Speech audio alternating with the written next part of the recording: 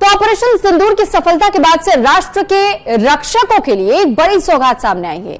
राष्ट्र के प्रति आभार व्यक्त करते हुए और शिक्षा के क्षेत्र में अपने वादे को निभाते हुए लवली प्रोफेशनल यूनिवर्सिटी ने एक स्कॉलरशिप की शुरुआत की है, जय जवान स्कॉलरशिप जिसका नाम दिया गया है। इसकी शुरुआत एलपीयू की ओर से की गई है। इस स्कॉलरशिप के तहत देश के 22 लाख सक्रिय रक्षा और अर्धसैनिक बलों के जवानों को एलपीयू के ऑनलाइन प्रोग्राम्स में 100% तक ट्यूशन फीस माफ की जाएगी। इन्हीं तमाम मुद्दों पर न्यूज इंडिया संवाददाता पंकज वानखेड़े ने लवली प्रोफेशनल यूनिवर्सिटी के फाउंडर और राज्यसभा सांसद अशोक मित्तल से खास बातचीत की है। आपको दिखाते और सुनवाते हैं। और राज्यसभा सांसद अशोक मित्तल ने एक इनिशिएटिव लिया है कि जिस तरह से जो ऑपरेशन सिंदूर की सफलता के बाद से तमाम देश भर के जवान और पैरामिलिट्री फोर्सेस उनको स्कॉलरशिप देने की बात कही है। इसी मुद्दे में बात करने के लिए हमारे साथ मौजूद है राज्यसभा सांसद अशोक मित्तल जी है।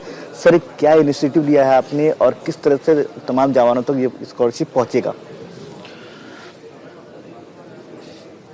देखिए, जो पहलगाम में हमारे 26 भारतीयों की हत्या हुई पाकिस्तान द्वारा भेजे गए उग्रवादियों के द्वारा, और भारत सरकार ने उसके एवज में 7 मई को ऑपरेशन सिंदूर शुरुआत किया और उग्रवादियों के सभी ठिकानों को ध्वस्त किया। और इस सब में जो सबसे बड़ा योगदान रहा है वो हमारे 15 लाख फौजी भाइयों का, चाहे वो आर्मी थी, चाहे वो नेवी थी, चाहे वो एयरफोर्स थी, और 7 लाख पैरामिलिट्री फोर्सेस के जो हमारे भाई हैं, ऑफिसर्स हैं, उनका। तो उनको देश पूरा धन्यवाद कर रहा है। तो हमने सोचा एज ए यूनिवर्सिटी हमें भी उनका धन्यवाद करना है, हमें उनका सम्मान करना है। उसमें मुझे महाराष्ट्र के महान सुधारक, समाज सुधारक श्री ज्योतिबा फुले जी की बातें याद आई कि यदि आपको किसी का सम्मान करना है तो आप उसको शिक्षा दीजिए।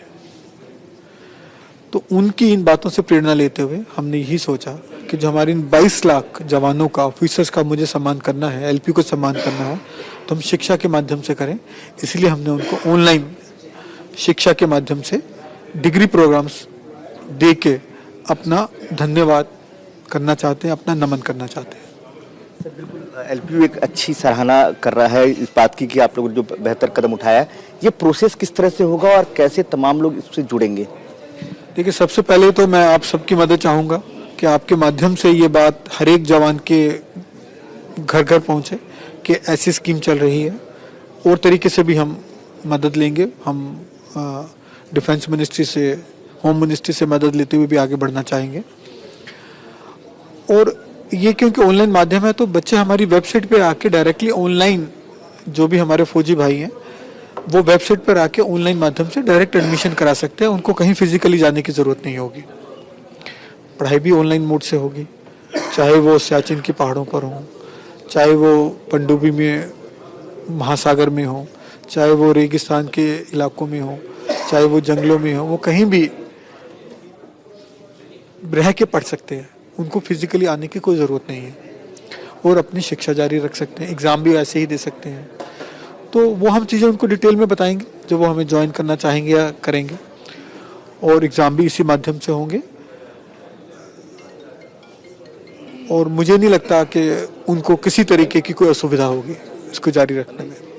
आखिरी सवाल, ऑपरेशन सिंदूर के बाद से लगातार एक डेलीगेशन जा रहा है, अलग अलग देशों में जा रहा है। अपना देश की जो तमाम जिस तरह से वीरता गाथा एक तरह से कहा सिंदूर ऑपरेशन के तौर पर जो तमाम जवानों का था उसको लेकर पहुंच रहा है। लेकिन कहीं ना कहीं ऑपोजिशन पार्टी का इसका ऑब्जेक्शन भी है कि हमारी तरफ से नाम प्रॉपर मांगा नहीं गया इस बात को लेकर।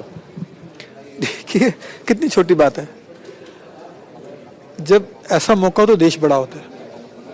हमारे सुप्रीमो ने ये कहा, केजरीवाल जी ने, कि ये प्रेरोगेटिव ये तो प्रधानमंत्री जी का है। वो जिसको भेजना चाहे भेजें, जिसको नहीं भेजना चाहे ना भेजें।